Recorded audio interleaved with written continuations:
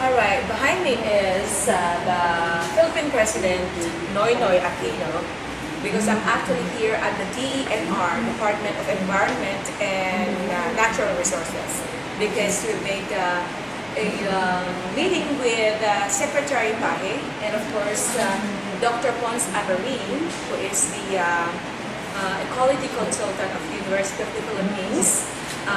He was the one who actually made an arrangement and a schedule to meet Secretary Paje. And actually, this is my second time to meet Secretary Paje, because the first time it was with Mr. Rino Solberg, the chairman and the CEO of Better Globe International, of course. He's now in Norway. And he's coming back on August, actually. He's going to be here on August 14th. And of course, because I'm going to be having my Mystica pageant on the 26th. And so he invited a professor from University of Belgium. Actually, it's University of Ghent in Belgium.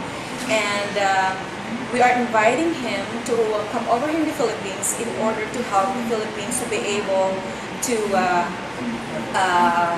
propagate a lot of seedlings, because that's what we need here in the Philippines. A technology that we don't have yet here in the Philippines. And since this Belgium professor was the one, and his company, they were the ones who helped Better Globe in Kenya, it's called the Better Globe Forestry, they were the ones who actually helped them in order to be able to, to clone some seedlings, and it is really possible for them to, propagate some seeds for about like 1 million seedlings a day. Can you imagine that? So if we can be able to help the Philippines and, and have that professor from University of Ghent to be able to adapt whatever they have there, and to be able for them to teach some people, especially in University of the Philippines in Los Baños, because they're actually the ones in charge for the seedlings and everything, about forestry. So if that would be the case, then we came over here to be able to ask, like for example, if Secretary Paje can actually take up also to the President, because the last time that we came here, he asked us if we'd be able to bring somebody here from Belgium, and now that we have him, so he said that he is willing to take us to the President of the Philippines there. So to be able for us to be recognized governmentally, and of course for us, for me, most especially for my Mystica Charity Foundation, and of course being the Managing Director of Better Globe Marketing Philippines Incorporated right here, instead of just doing our, Mystica Charity Foundation or Better Globe, whatever it is, but I wanted to contribute to, something that's really very, very important, and that is to be able to help DENR, and of course, since our President's aim is actually to be able to plant at least 1.5 billion trees in his terms. So I think this is the possible way for him to be able to do that. So for everybody who is also willing to help us, you can always go to my Mystica Charity Foundation.org or betterglobe.asia or betterglobeforestry.com or betterglobe.com or betterglobegroup.com to be able to inquire or to be able to know all the details about what we're doing here in the Philippines as well. So here's Mystica once again. Whatever I can do, I'm at your service. And don't forget, because I'm going to be having a launching of the Ortega Center's Billionaires Complex, and that's going to be on August 26th as well. So it's going to be at the same time with the coronation of the Mystica pageants contestants. And actually, they're not just the contestants anymore, because we have already considered them, and we are now declaring them as all grand winners. So to all the Mystica talents and to all the Mystica pageant candidates, right now I'm congratulating you for being so loyal and for being very talented, and whatever you've done by Mystica pageant Thank you so much for all your effort and support. I love you all, guys. See you soon. So, ang days po na available siya para i-ano po natin kung sino yung dapat po nating i-meet would be 27, 28, 29, and 30. So, if possible daw po, kung ma-fill up natin yung mga days na yon, meeting this kung sino-sino po yung mga dapat natin. Sa anong consultancy pa? Dito sa Diliman o? No. We met with the Chancellor in UP. Yun nga, si Chancellor. Yeah. We already met. Oh, And he was so excited also. May na-send siya na to work it out with us for your suggestion. We want them.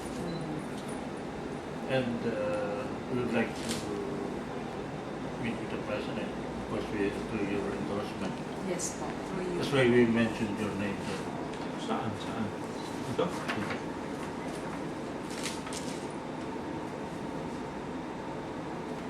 Hindi binabasa ko eh. Tama-tama na eh. It's really the answer to the breeding program of the President. Direct now. And what we'll be bringing here is a product of a 20-year research in Belgium. So they are willing po to come in order to help us. We'll involve both government and private. There are private sectors who are involved in biotechnology or willing to be included. Tama kayo. There's no way we can really reach the 1.5 billion trees in 5-6 years time. Not through the in vitro production. Galing ha? Paano ang approach nila? Laboratory to? But instead of sabi nga ni Chancellor, of course, instead of kayo mag-set up, I know you may have the funds, but ako ang iniisip ko, why don't we, kasi kami hindi naman kami, no, we have one bureau in Los Baños, the Ecosystems Research. It's inside the UP Los Baños. Pwede kong iganon sa UPLB yun to tandem with this one. Okay. Di ba? Yes po. better.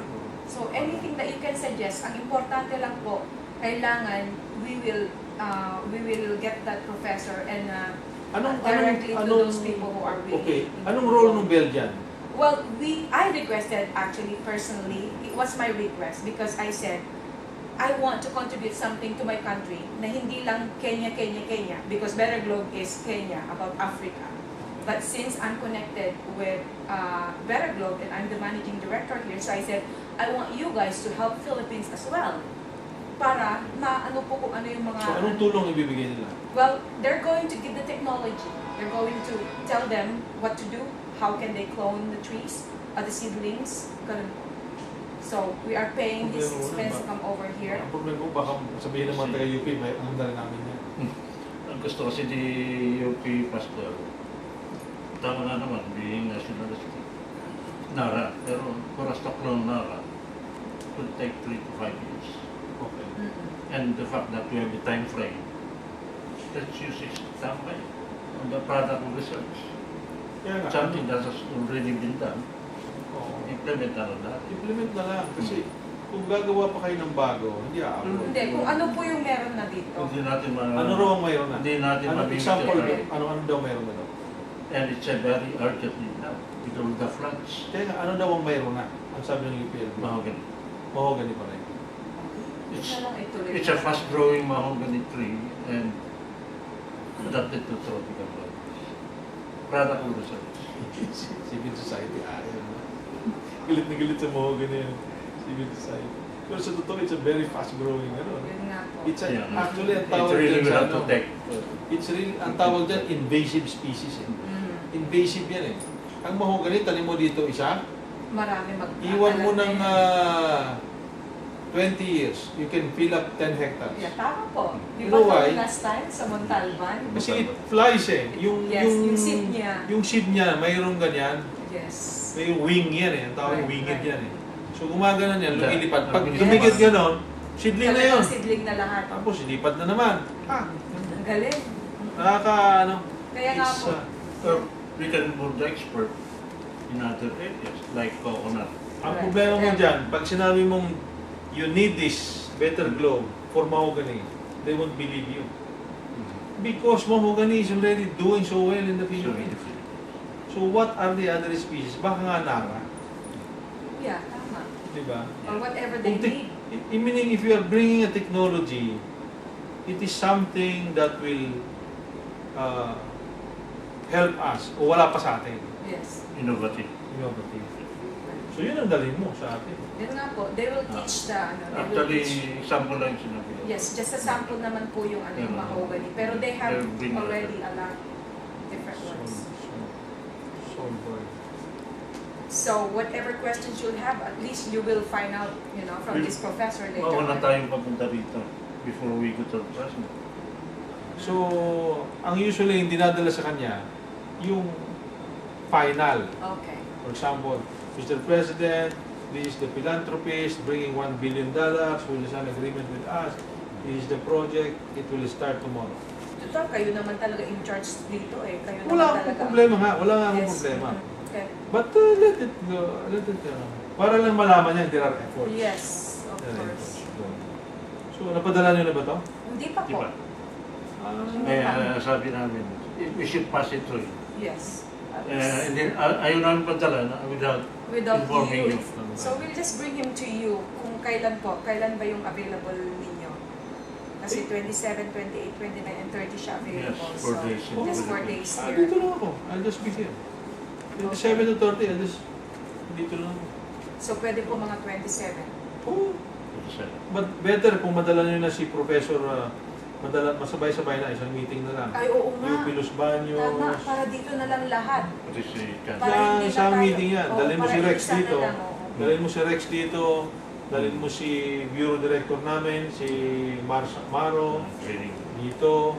Yung Forest Management Bureau, dalhin ko rin isang meeting. Tama po, tama. Para hindi na tayo mag-waste na marami. Yan. Okay. Ganun na lang po, yes. Para si Mystica makapag-focus na sa kanyang, ano ba yung, Marami akong project. ano ba yung Ortigas gagawin mo ano? Yes po, yung conversion ng Little Singapore. So, agaortigas.org. Baka naman yung Ortigas mas malaki pa sa Singapore. Diba? Sige. Sige po, Okay, tayo. 27. Sige. Ano pong oras? Ay, tingnan mo muna sa schedule ng mga tao nyo dun sa... Ako, I'll just be here. Okay. Hapon po, kasi payat yung 26 Even eh. better for me. Okay, mga 3 o'clock po ng I'll hapon. be here. Nandito na ako yan. Okay. Ang critical dyan, yung UP Los Baños, sila babiyahe So, ako. kailangan, ano na po in advance. Ako, I'll just be here. Thank you. Yung mga UP people ang dali niya. Thank you po. Sige. Yeah, it's an honor. Thank you po. Wala kayo. Sige po. Thank you. Thank you.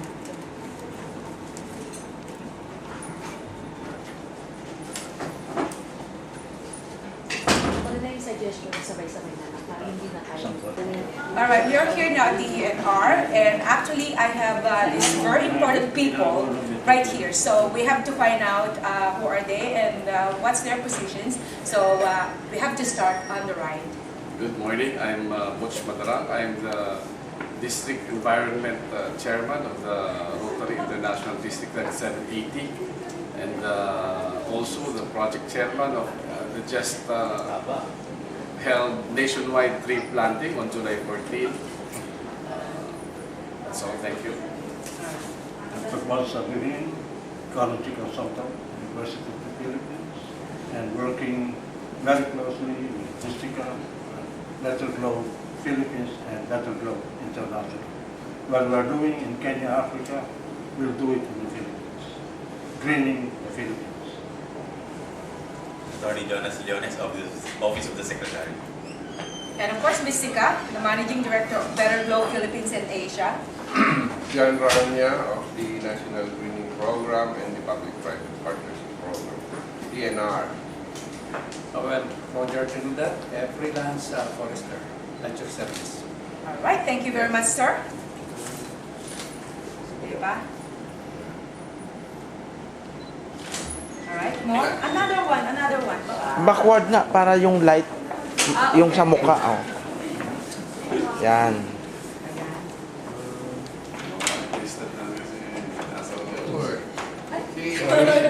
Si Mystica talaga walang Wala pa kiupas eh. Di ba? Thank you.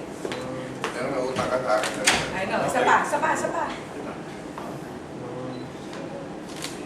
Ayun. Talagang Okay. Parang si Piolo Pascual no? kasi. Pero utak at akin. I know.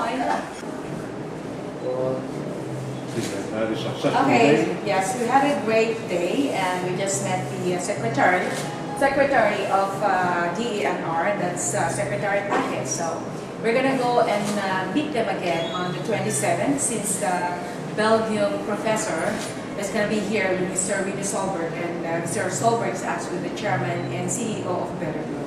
So we're gonna be back here again, right? That's good. We congratulate ourselves for making this happen. By August 27, we will have a big conference coming here, and it will be our greening the Philippines through Better Growth Philippines and Better Growth International. Alright. Mystica and Dr. Aberin. Of course, buhay.